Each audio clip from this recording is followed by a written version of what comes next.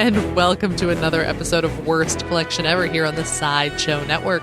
This is the show where we tell you about the worst comic book collection in existence, and it just happens to belong to us. I'm Jen. And I'm Shawn. And here we are again. Yeah. Are you going to cut that part out from earlier? What part? Tentacle Dick Superman part? Yes. Oh, that's too bad. Oh, no. Well, yeah, because we didn't start talking. This is... You should keep the whole thing. No. You should keep the whole thing. No. You're no fun. We could talk about it. Yeah, but then I got to say everything I already said. Well, I figured we were just going to address these Superman things. All right, well, we can talk about it right now.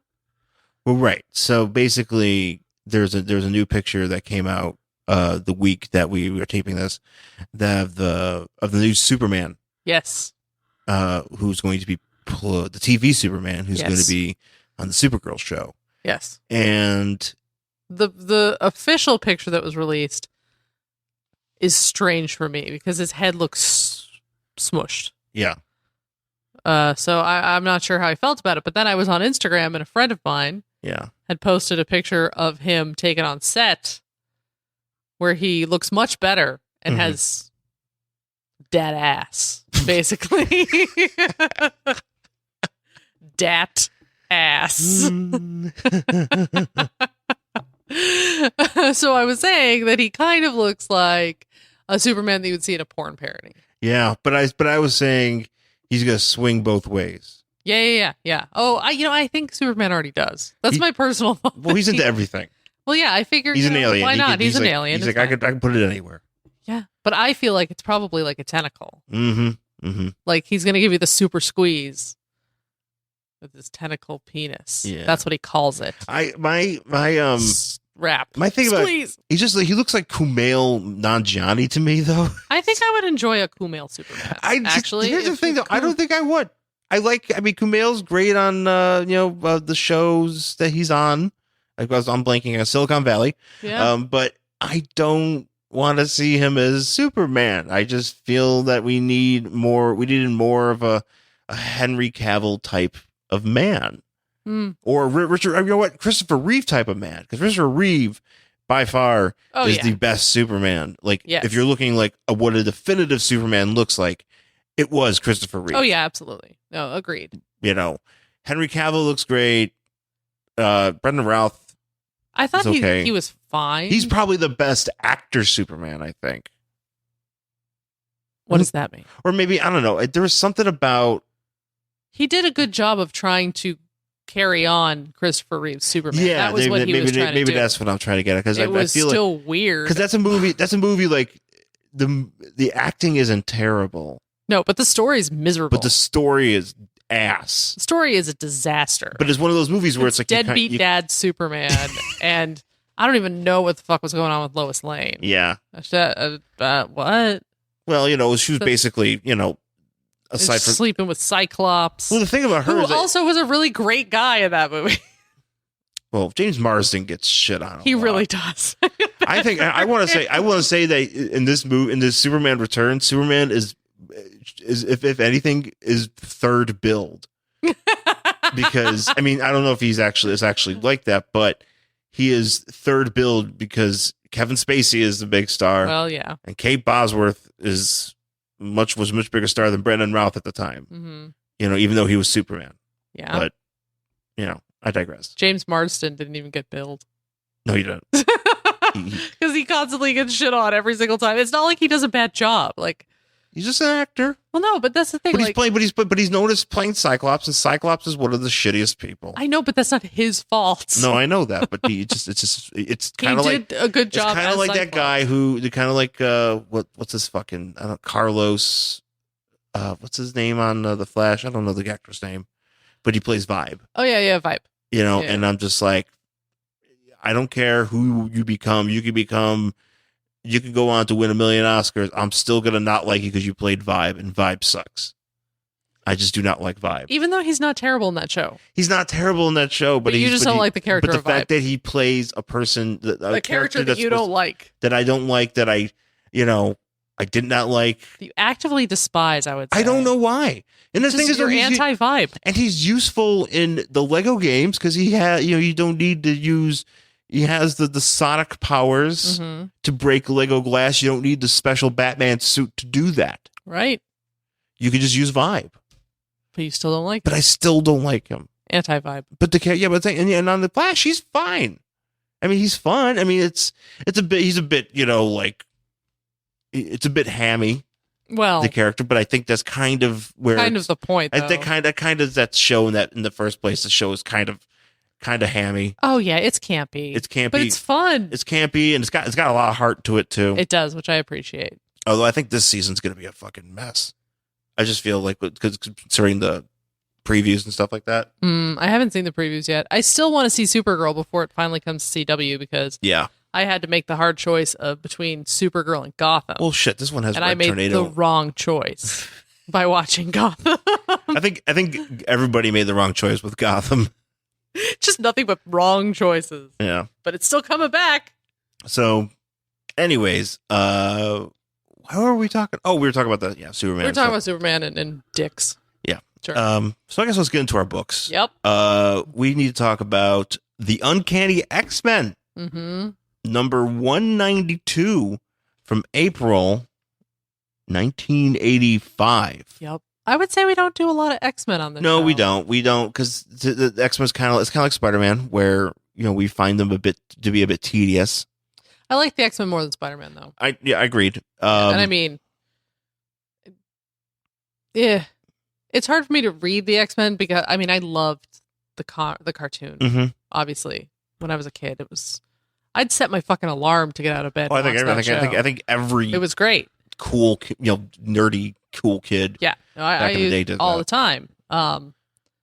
So I don't hate X-Men comics. I just don't go out of my way to find them. It was one of those ones. Even here's the thing. I loved the cartoon. I loved the toys. I loved things about them, but I was never like, I need to buy X-Men comics. Yeah, I never got especially because I also came in when I was reading them. I was into it around the time when there was a lot of special covers and spin-offs, and it got really crowded. Yeah, and really hard to enjoy because there was so much coming at you at once, and right, it gets pretty impenetrable. It was like because it was like Age of Apocalypse and Generation X and this thing and that thing, and I was like, what, whatever. And I had a bunch of those books. But I did not typically. I just could not get into it. And I feel that kind of still carries over today. But yeah. So anyway, Uncanny X-Men number 192 from April 1985. It on the cover we have Rogue. We have Rogue, Nightcrawler, and Colossus. Yes. And they are all infected. Circuity. They're all infected with techno-organic circuitry because Warlock's father, Magus, has showed up to wreak havoc. Warlock being not Adam Warlock, but Warlock from the New Mutants, who is the techno-organic alien. Oh, okay. That answers. I was thinking we were talking your Warlock. No, which is funny because Adam Warlock. No, it's funny because the Magus and Warlock are terms that are exclusive to that story as well. But for some reason, they decided to use them here too, which I don't understand. Why just call somebody else? Call him like Circuity McCircuit or something, or Beard McCircuit Monster. Be the Cowardly Lion made with fucking circuitry because that's what he looks like. Yeah, or something. But that's because on the cover you have Magus infecting them, and he's they're all covered in circuiting and all that stuff. So, yikes. Yep. So the actual title of the book is Fun and Games. And we have on the cover here, or in the first page, we start with the Colossus. He is yanking a big old rock with a handle. Yeah, and I've actually Colossus is one of my. I like Colossus a lot. I've always enjoyed him. I like him. I think he's a good character. So I was excited to see him in this book. I will say real quick, we are reading a Chris Claremont book. Yeah. So this is kind of high class for us. Oh shit! This is kind of like There's an actual, like, this story has, like, a beginning, middle, and end. And, like, I know. People do things that make sense. We're kind of spoiling ourselves so, here. It's weird. We're drinking diet water here, guys. Diet water? What the fuck is diet water? Or whatever. We're drinking Fiji. This is the Fiji water of comics. So he's about to yank off this big stone. He yanks out this big stone, and because I guess apparently him, Nightcrawler, and Rogue, I don't know why they're not training. I think they just wanted to go outside because they even say like, "Oh, this is more fun than being in the room." Yeah. So they're basically all out training. So they're fighting each other. Yeah. And Nightcrawler, who apparently is the leader of the X-Men at this point. Which yes. I was not aware was a thing. Yeah, well, he's like the field leader. Yeah. He is beating the fuck out of them, basically. Yeah, because he's bamfing everywhere. Yeah, bamf. He's bamf. He's causing, he's misdirecting, Colossus. Yeah, he makes Colossus like fall off a cliff into like a big lake, and then Rogue comes and he like puts his hands over her eyes so she can't see, and then he drops her in a lake. Yeah, he gets her in the lake and stuff, and it's and he's just and he's like, haha, that was fun, but we need to do better because Professor X will replace us with one of the younger mutants. Yeah. So basically, like, being on a team for Professor X is probably like being one of Donald Trump's wives. Yeah. Like, you're always worried he's going to replace you with somebody younger. Yeah, you could be super expendable. Yeah. So he like, so Rogue is like, Colossus, we'll get him next time, Yeah. And Colossus is having a sad. Well, he's having a sad ultimately because, so he went away to Secret Wars. And he met some fortune teller? So what happens is in Secret Wars, they go to this planet. Mm-hmm. And, they go to Battle World. And at one point, they come across like this alien village, whatever, that has been transported there as well. Because like basically Battle World is just a bunch of different pieces of a world. Right. Like at one point, actually it's funny, there's also like a town in Colorado that's chunked in there too. Mm-hmm. That's how the Spider Woman and the new Spider Woman, the new Spider Man is introduced in that book, Julia Carpenter, as well as somebody, Titania or whatever, because they're just a bunch of locals and they're like, hey, now we got superpowers. Right. So, but there's a alien village and there's this girl in there named Zaji or whatever her name is, and she's a healer. Mm-hmm. She doesn't speak any human dialect, right? But she comes to like, or she gives the impression that she loves Peter or Colossus, and she also loves Human Torch. Human Torch in that storyline is all about fucking that poor alien girl.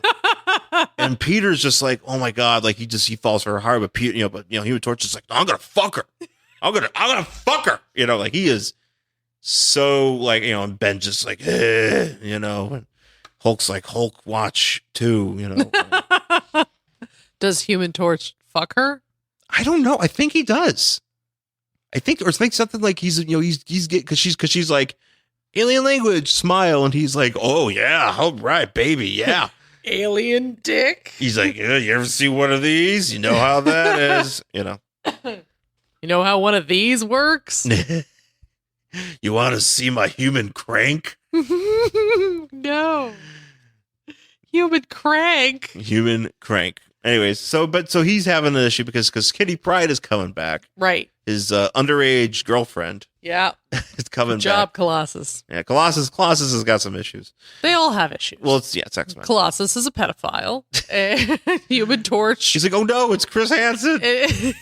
And Human Torch is, I don't know. He's a fucking vibrator. I don't know what his problem is. He's like, I must fuck all the ladies. Yeah.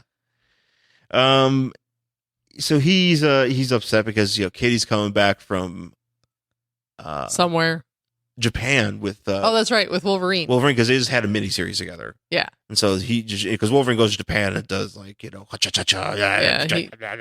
Wolverine's always over there doing Wolverine. Yeah, he's things. smoking cigars. He's being stupid. He's been Wolverine. And then she's coming back, and he's like, "Oh, I should have. I didn't want to see her. Right? Because like, they went to go pick her up. Right. Professor X and Storm went to the airport to go get her. Yeah. And they're like, "Well, you could have gone with her." He's like, "I have caused her so much pain." Meh. Whatevs. So so they're bullshitting, and then for some reason, I don't know, Nightcrawler starts like bothering Rogue and like tickling her, and so she absorbed Carol Danvers. She absorbed Carol Danvers' memories, and she also absorbed some sort of psionic abilities that Carol has, and so she's trying to like. They're trying to figure out if she actually has that ability. It's like her seventh sense or something. Yeah, and she's trying like with the cosmic awareness. That's what Captain Marvel had too. Right. And I feel like I'm probably getting a bunch of this wrong, but she's probably she's kind of like trying to like come maybe try to help Colossus think about stuff. Yeah, because that's what she said. She's like, well, I'm not very good at relationships, but maybe Carol Danvers can give you a hand. Yeah. And then Nightcrawler's like, yeah, but what about that sense? And she's like, I don't have it if it's in there. And then so Nightcrawler's trying to like get it out of her by like tickling her, and she slaps him into a wall. Well, she kind of like she's tickling her, and there's like it's creepy because like you see him like bamfing all around her and like grabbing her. Yeah, it's really gross. It's really gross, and she hits him. I think he doesn't hit the wall. I think she saves him because she realizes how hard she hits him. Right, and she's like, "Oh my god, I'm probably could have killed him." Right, and he's like, "Oh, I could have killed you," and then he's like, "Oh, fair maiden, would you kiss me?" And then she like obviously freaks out because she's Rogue and she can't touch anything with her skin. And so she drops him in the lake, and he's like, "Oh, I'm so stupid. Like, I shouldn't have done that." And you're like, "Yeah, really? You should have fucking thought of that first." He's like, "Now I feel bad because, she can't fuck and she must feel bad about it." And I'm like, yeah, she does feel bad about it. But like, here's my question. Mm-hmm. Rogue obviously cannot have any skin to skin human contact. Yeah. Okay. I get that. But there's nothing else. There's like no way that she could still enjoy pleasure without that. Well, yeah. I mean, she totally should. Right? She can use a device. Right. I mean, like, she could get with a guy. He could use a toy. She could give him a hand job wearing a silk glove. Like, what the hell? Like, you could still do these things. Silky. But apparently it's just no, because there's no skin. Well, it's also it's not Marvel. It's like they're sitting there. Marvel's not thinking about it. It's not like Marvel in the 80s isn't like drawing panels of fucking Nightcrawler and Colossus being like, she could use a dildo. Well, I mean, I guess that's always I know, but that's always been like the thing with Rogue is they're always like she can never touch anybody, so she's always miserably alone and blah blah blah. And like, you never met one guy who was like, hey, I know we can't skin to skin touch, but I've got an idea. Like, nobody ever. There's nothing like that. No, all the time that Gambit tried to fuck her, he never thought of that. No. He's not a good ladies' man. Apparently, nobody who writes for Marvel is. Marvel knows how to please a woman. I mean, they're like, oh, sex is only penis and vagina, therefore she can never have it. She must be sad.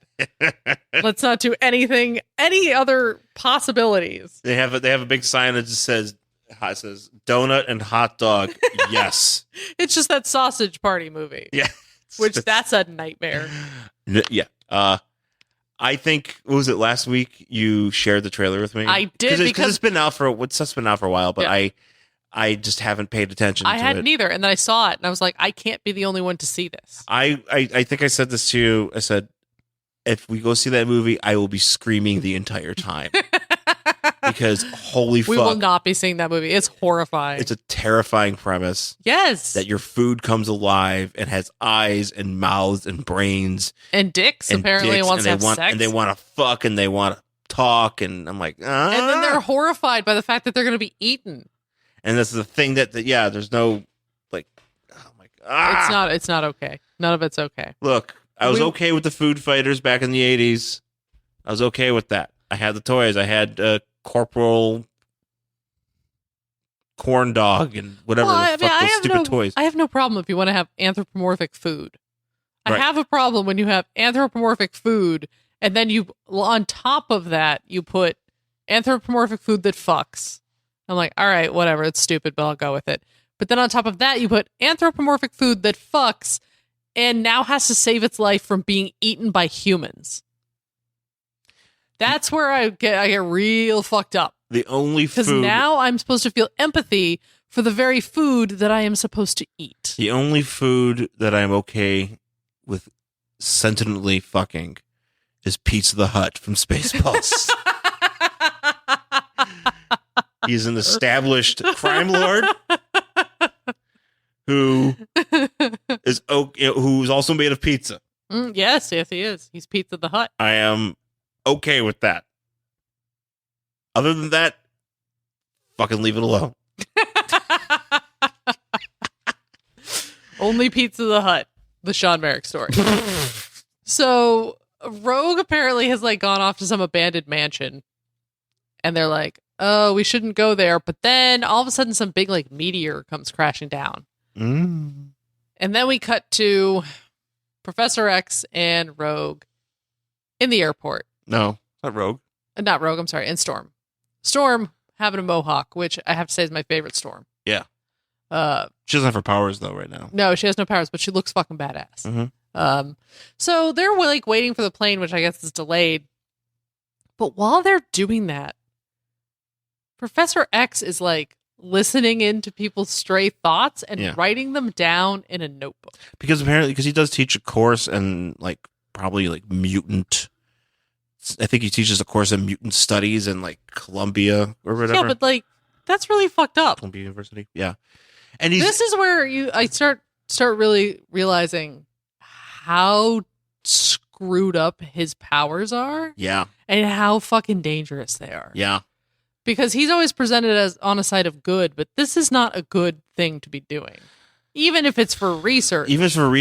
And it's a completely against the scientific method. It's against how research should be done. And it's a very xenophobic airport because literally like everyone's thinking about how terrified they are of mutants. Terrified of the mutants, but nobody's like thinking about like, man, that Cinnabon is really expensive. Right. Like, oh nobody's man, that Cinnabon smells good. Cinnabon smells good, but Jesus Christ, $5, fuck that. Right. Like no one's thinking like that, like, oh Jesus, I really want to go get Starbucks, but I don't know if I'm going to get through the line before I'm supposed to board. Like, no one's thinking about that. I don't like being rushed because I got to take my belt off and I got to put it back on. Right. Oh, I think my pants fell down. Look, everybody can see my dick. Well, this was the 80s. You could walk up to the gate then at any time. Like they're sitting at the gate. There wasn't a threat. They're sitting at the gate of the airport waiting for her. Because I remember when my dad used to take us through. That was his, back in the 80s. Back in the 80s, you could just walk right out on the tarmac. You just get on any plane you wanted. Yeah. That's how it was. Because the only time you had to start showing your ticket was when you could really run on a plane. There was an episode. I remember actually. There's a scene in the movie. I remember this from the movie. I think it's the woman in red, where Gene Wilder. That the plane is already just about closed its door. I think closed its door. And but the stairs are still leading up to it. Oh, okay. And he's late for this plane, but he runs onto the tarmac and up the stairs and starts pounding on the airplane door. Yeah. And then they let him in, and just like, okay, sir, here you go. Here's your seat. Right? Yeah. You can't do that. No. Ever again. No, never, ever again. It will never be like that again. Because I remember my dad loves planes. You know, he flies sometimes for hobby, and like so. Anytime anybody would come to visit us, he would make sure we were at the fucking airport like 4 hours early because he wanted to just sit in the airport and watch the planes come in. And we would go all the way down to the gate and we would just sit. And he'd be like, oh, look at that plane, girls. Oh, look, it's a DC-10. Oh, it's a blah, blah, blah. And we would just sit there and watch all the planes come in until whatever relative was coming to visit would get off the plane and we'd be right there to meet them. Oh, man. Can't do that anymore. No. You have to find one of those spots on. Yeah. But also, you're right. There should be more. Instead of just people being like, I'm so terrified of mutants, somebody should be thinking like, oh, I hate flying.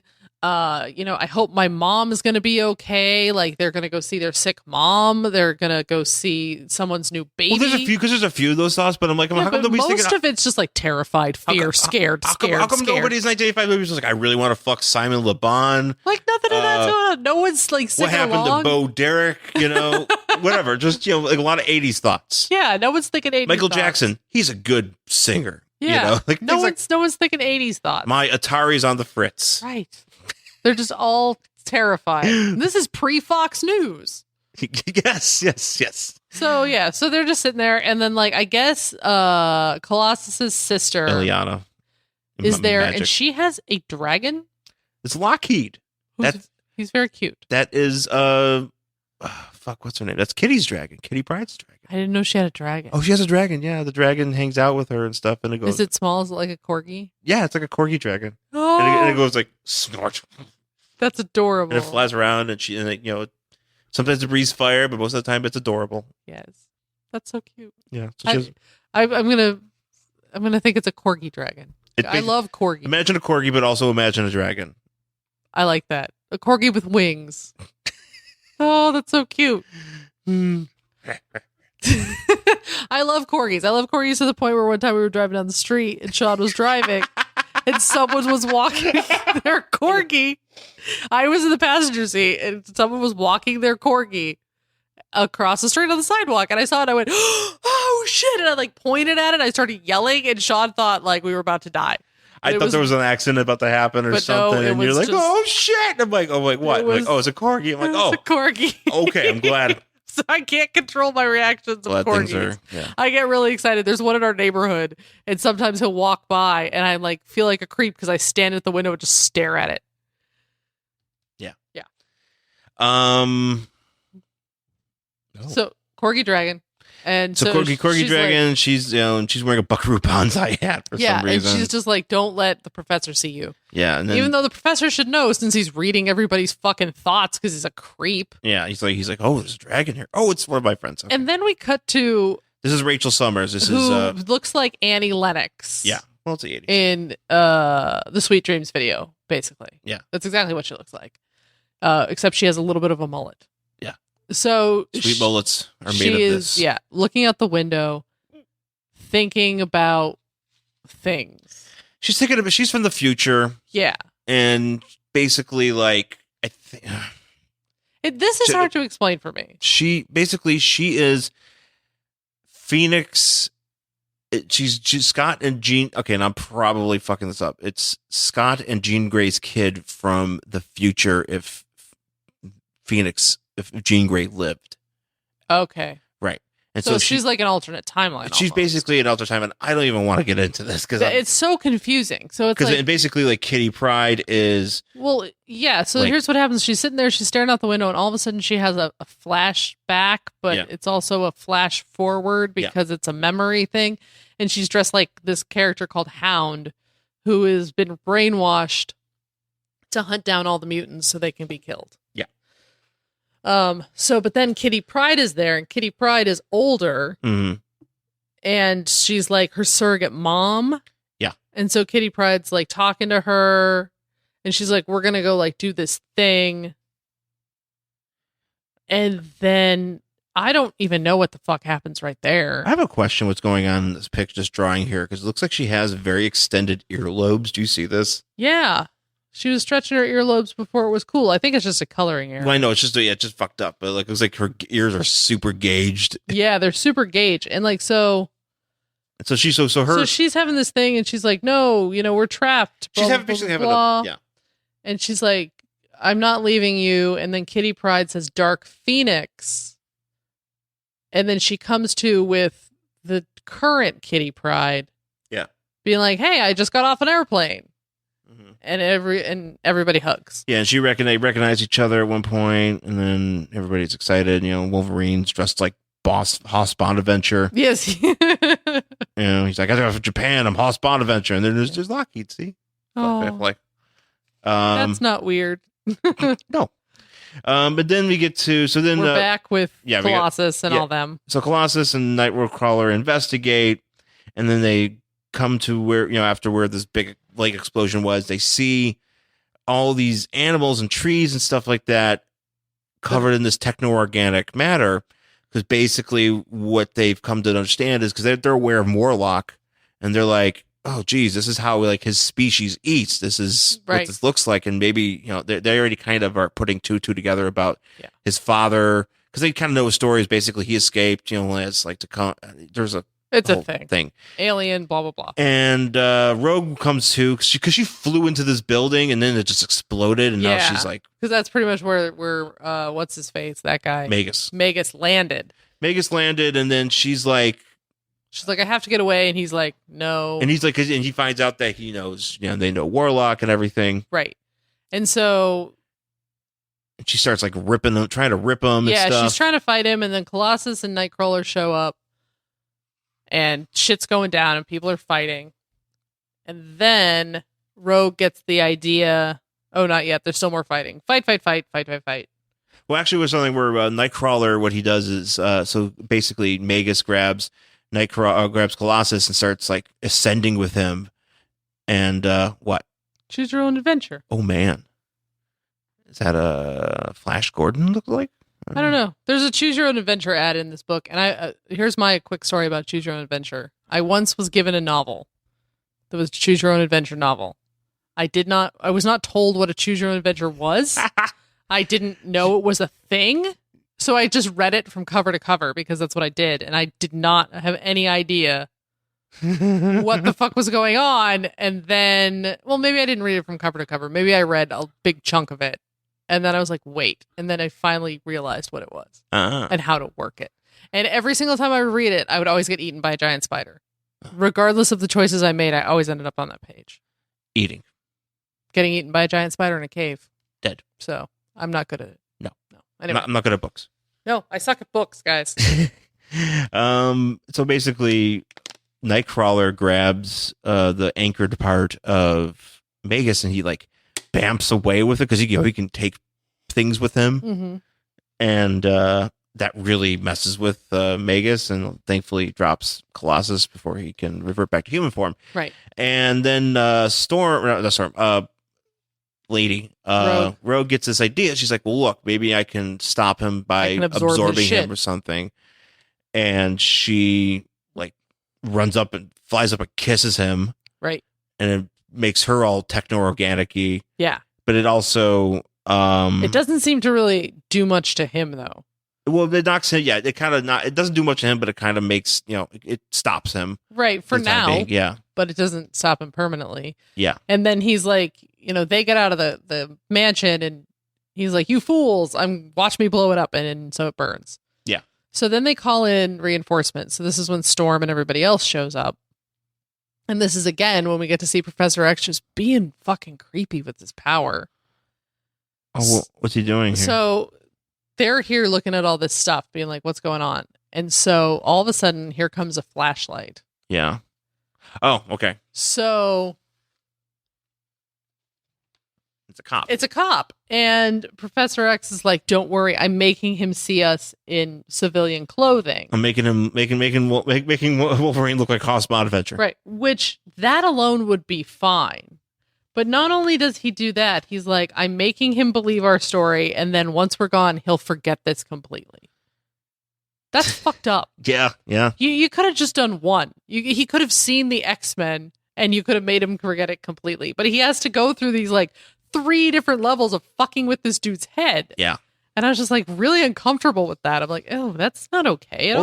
Or what you could have did was just mask yourself. Yeah, just make him not see you at all. Because you do that all the time, Chuck. Right. What the fuck? You really had to fuck with this guy. And then this guy, when he walks away, he's like, man, I don't know why I even drove up here. What's going on? Yeah. I thought I left this at the bottom of the hill.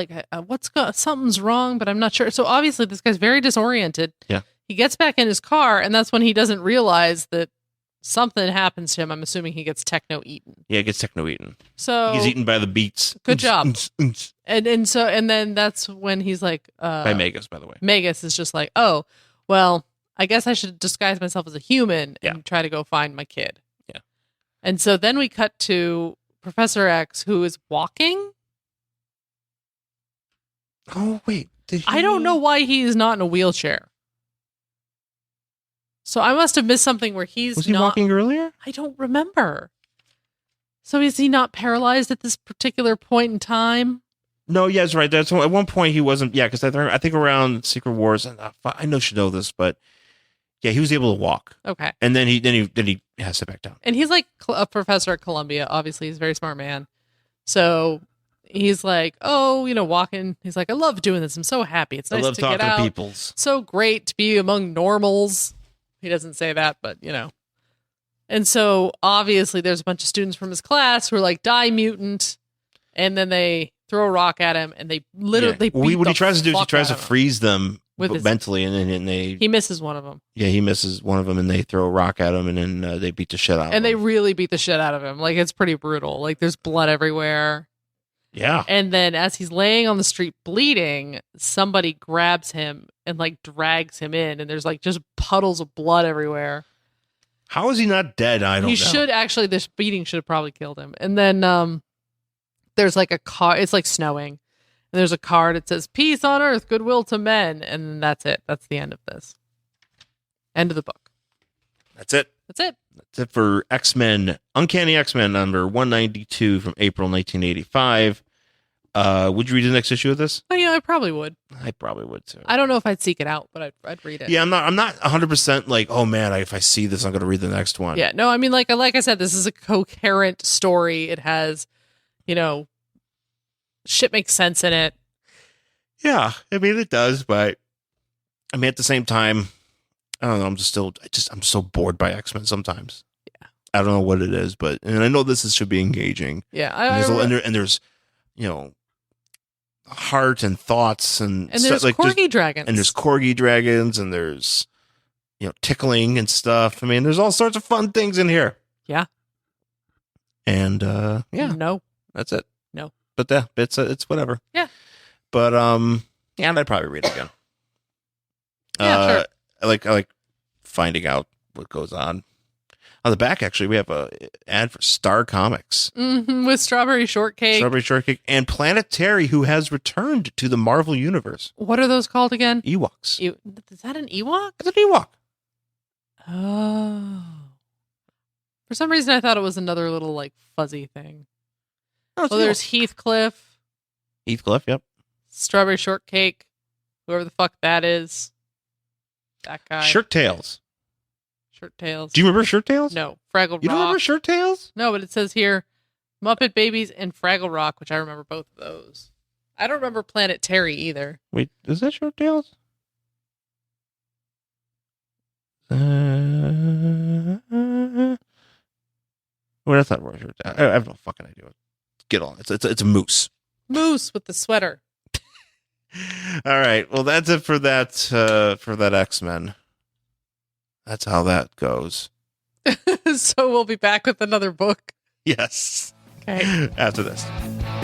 Hey, what up, peeps? It's Jessie Mae Peluso here to tell you about my podcast, The Sharp Tongue, heard each week right here on the Sideshow Network. Every episode is a slice of my life as a touring comedian, and I'm bringing you my favorite funny and interesting friends to talk about whatever is on our minds. I talk about road stories, I talk about horror movies, music, putting fingers in buttholes. Everything you ever want to talk about is right here. It's A Sharp Tongue with me, Jessie Mae Peluso, every week on iTunes and the Sideshow Network. Download, rate, and subscribe, and tell a friend to check us out, because we need validation. And by we, I mean me. I'm alone here in the studio. All right, we're back here in our worst collection ever here on Sideshow Network with our second book of the show. And it is of a man who is a big star now. Okay.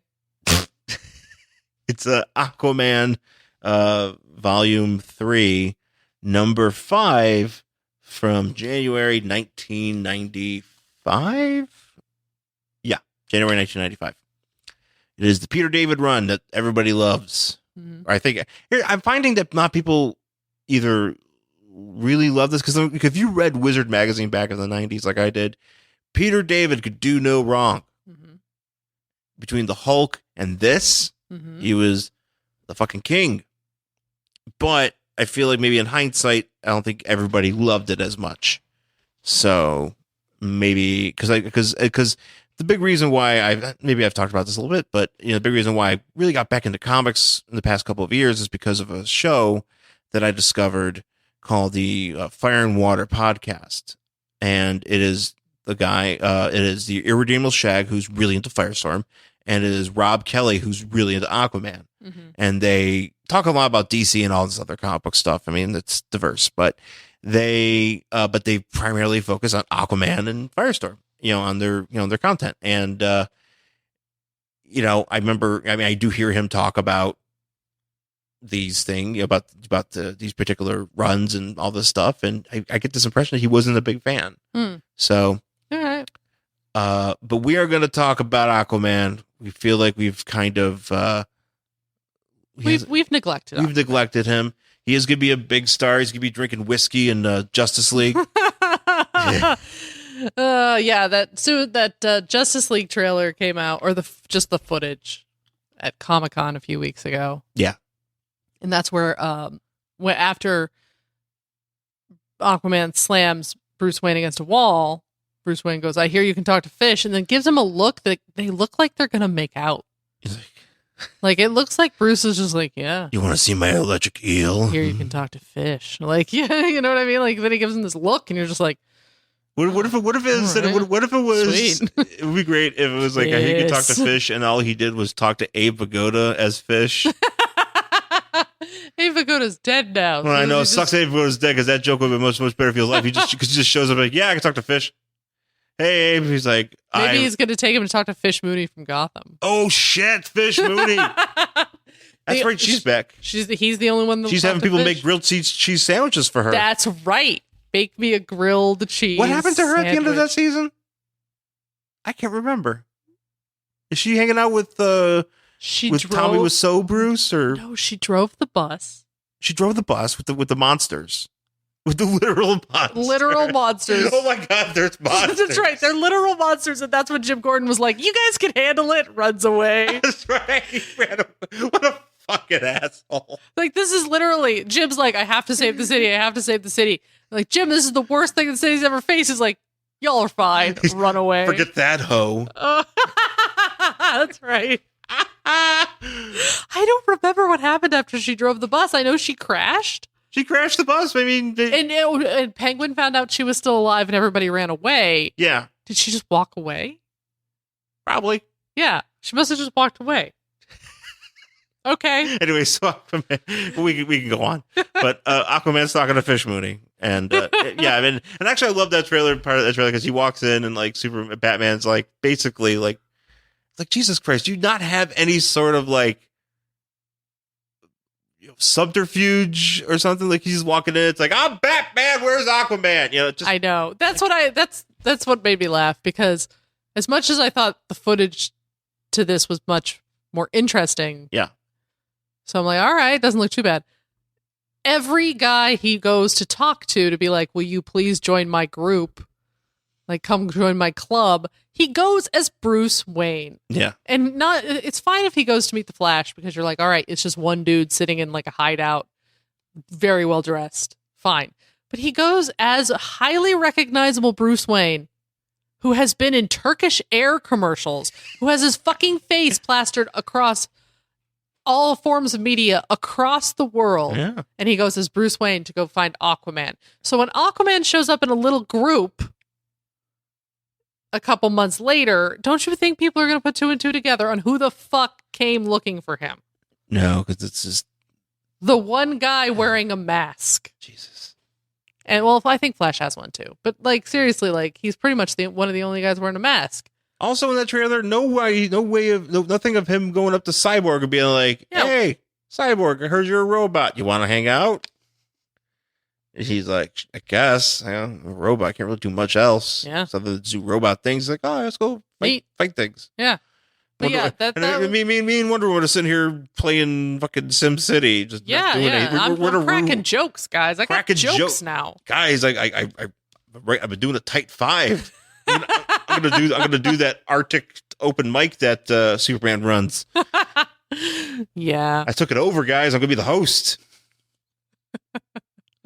So I'm booking. Yeah. So So that looks like it's gonna be fun. And so Aquaman's in there drinking whiskey. Yeah, that's right. Look, glowering and like standing in water, and it's like, oh man. Yeah, he's like, look at me, I'm fucking Aquaman. He's gonna be so fucking manly. Yeah, the manliest. So anyways, so Aquaman number 5, January 1995. on the cover, Aquaman is fighting a bunch of tentacles. It's hentai. It is essentially hentai. Pretty much. There's tentacles everywhere. He is slicing one. He is being held up by another. He's having a party. So basically, so we start off and we're in Alaska. And there is, what's this guy's name? I don't remember this guy's name. It's not Keiko. That's the girl, I think. That's the lady's name. I don't remember his name. So he is standing like on an iceberg. And he was like, leave my village and my family alone. I'm tired of this shit. Yeah. And then all of a sudden a bunch of tentacles come up and grab him. Because it's hentai porn. And it's called Out Cold. This is the name of the story. Yeah. So he's like, oh, fuck you. And he gets pulled under the water. So then we cut to Pearl Harbor. Yeah. So we're back at Pearl Harbor and Aquaman kicks open a door. Yeah. Because he wants to talk to some general who's sitting behind a desk. And it's Aquaman, Aqualad, and whatever the fuck that chick's name is. Dolphin.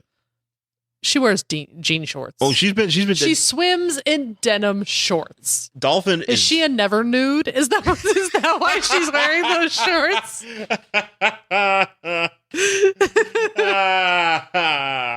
Because that is their uniform.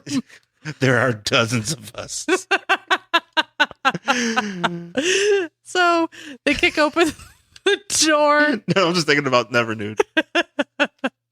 I'm assuming she's a NeverNude. So they kick open the door. That's a good one. And he's like, what the fuck's wrong with you, Aquaman, this guy? And he's like, I don't know why I don't know what's going on. I don't understand. He's like, he's looking for Admiral Storm, but there is no Admiral Storm here. And this guy behind the desk is not him. And Aquaman's like, but we flooded this base yesterday. And he's like, I don't know. Like, and this is what's weird. The general's like, I don't know what the fuck you're talking about. There's no flood. There was no Admiral Storm. You broke my door. What the fuck? You broke my door. Go away because you're no longer a king, so you don't have diplomatic immunity and we'll arrest you. Yeah, I know. He's throwing because also at this point he has the harpoon. Right. He just got the harpoon. Right. Because he got the harpoon. He got his arm bit off a couple issues back, and now he's got a harpoon. And since I don't know exactly what Aquaman wanted, I still don't know. And so they go away and they hitch a ride back to Aqua City. Atlantis. Aqua City. Sure, whatever. On the back of a whale. It's only a continent. It's not a continent. Yes, it is. Atlantis is a continent. Atlantis was a continent of the sea. Was a continent. It's not a continent. Well, it's still a continent. No, not anymore. It's sunk. Now it's on the bottom of the ocean. What is it now? Ocean floor. Okay. I thought continents could technically only be above land. Says who? Science, I think. I have to, I have to go back to look at the definition of what can be a continent. Because I don't think the ocean floor counts. Okay, whatever. Because then everything is a continent. All the world's a continent. Anyway, so Aquaman is having a brood. Mm-hmm. And he was like, there's more answers, blah, blah, blah. So I'm going to find him, but now I have to find my father. Yeah. So then we cut back to Alaska, and there's this woman, Keiko.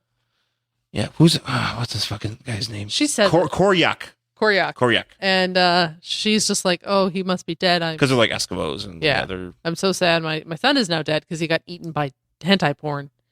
But he wasn't. He lives. And she's like, oh my God, you're alive. I'm so happy. And so he's like, here, I brought you a tentacle. Because this is what's been killing us. And this is what's killing our village. And he's like, I think it's because of me. Like, I think that all of this is my fault. Yeah. And then the alarm goes off and he's like, oh, stay here, Mom. And she's like, no problem. Yeah. I'm not coming with you because I don't want to get eaten because I'm not by tentacles. Yeah. So then we cut to what apparently is the Aqua Cave. Oh, it's his sexy cave. And it's a special. It's like just a place where he goes, and it's like and it's warm water. And she, and he's got Dolphin with her, and Dolphin's just like, I'm never nude. And so she comes out of the sea to like his little cave where he's reading a book. Oh yeah, and she's like, oh hey, Aquaman, and he's like, brood. He's like, why are you still here? Like, yeah, he's kind of like because he's a total dick to her.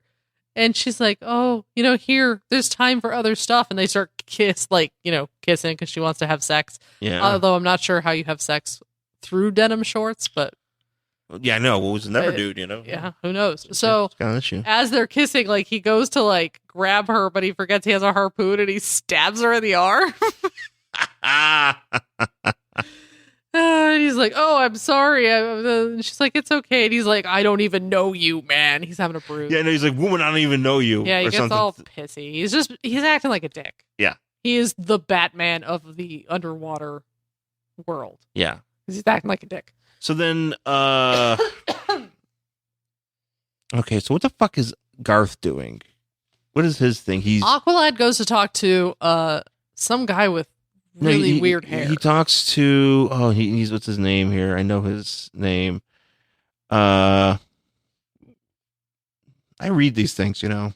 I don't know. He goes to talk to this guy, and he wants to find out what's going on. He's an important name because he's he's like Volko. Yeah. So Volko is apparently going to be the villain when Aquaman comes out or whenever he's I think Willem Dafoe is playing him. Okay. So that's anyways. So he's telling him a story about how there were a bunch of people who believed in magic and they ran off from Atlantis to go form their own civilization and raise the dead. Right.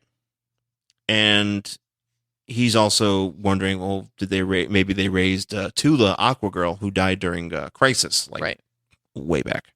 So then and then Aqualad comes to talk to Aquaman. Yeah, because they're going to go to a funeral or something. Yeah, they have to go to a funeral. Which shit, I wonder whose funeral that is. It's got to be a JLA member. Sure. So then as they're talking about that, we cut to the Alaskan village where that octopus is just killing all the people. Yeah, it's going crazy. Yeah. And everybody's fighting it and blah, blah, blah, blah. Yeah, and so... but then the Koryak comes in and he jumps in and he's like, I'll save us. So he jumps in the water. Well, something where he's even kind of doubting himself. Yeah. Where he's because he's I'm going to go and save him. And he's yeah, very dramatic. I'm like, what? Yeah. What are you talking about? Yeah. So then we're back in Atlantis where Aquaman is staring at a picture of his mother. And he's like, I got to go find my father because my father knocked up an Earth woman.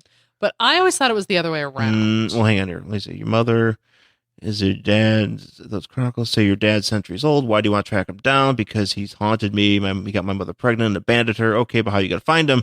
His last known whereabouts were in Alaska. And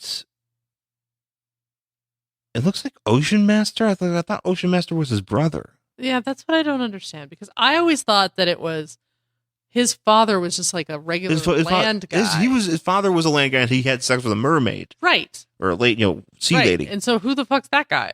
I don't know. That looks like Ocean Master to me.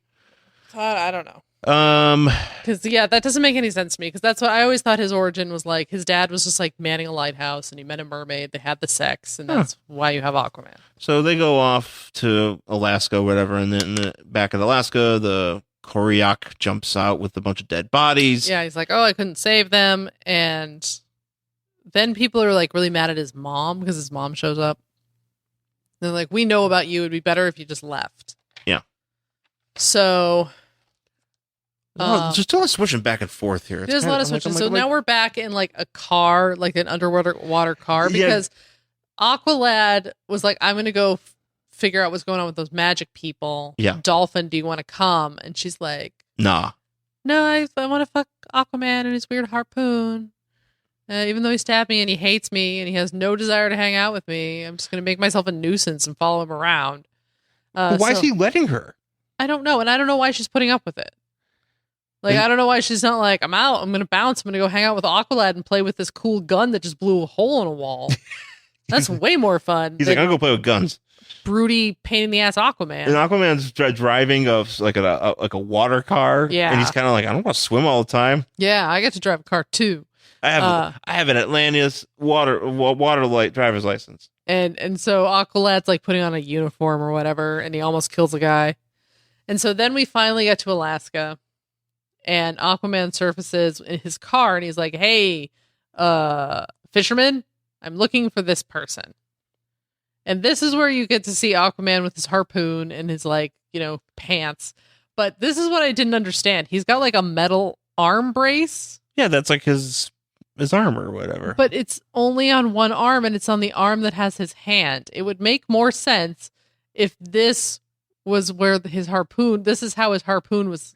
I don't know the physics of that. Would be snapped to his body. Right. So it should be flipped. So this is what he puts on when he needs to wear his harpoon hand. I guess. I don't know. I don't quite understand his outfit. So it doesn't make any sense. No. It's just literally like a sleeve, and then it's just like two straps. It's really dumb looking. So they get out. So they get out, and they're like, "Hey, fishermen, people that we're seeing here, we need to not look like a bunch of maniacs." But she's wearing jean shorts and a parka, so obviously, well, she kind of looks like like a human. Well, she looks like a human, but she's wearing jean shorts, and it's freezing. And everybody it's in the Arctic Circle. Yeah. So, and Aquaman just has a floofy hood. Yeah. So he looks like Captain Cold. Yeah. And they're like, hey. He's got his little spike sticking out of his hand. Yeah. They're like, we're looking for Keiko. And they're like, oh, it's this way. So he knocks on the door. He's like, hello. I am Aquaman. Hello. I am looking for Keiko. And so he walks in. He's like, oh, is she here? And he's like, so you're Aquaman? He's like, yeah. And he's like, you son of a bitch. And they start fighting. Yeah. So what's that guy's? Koryak. They start fighting.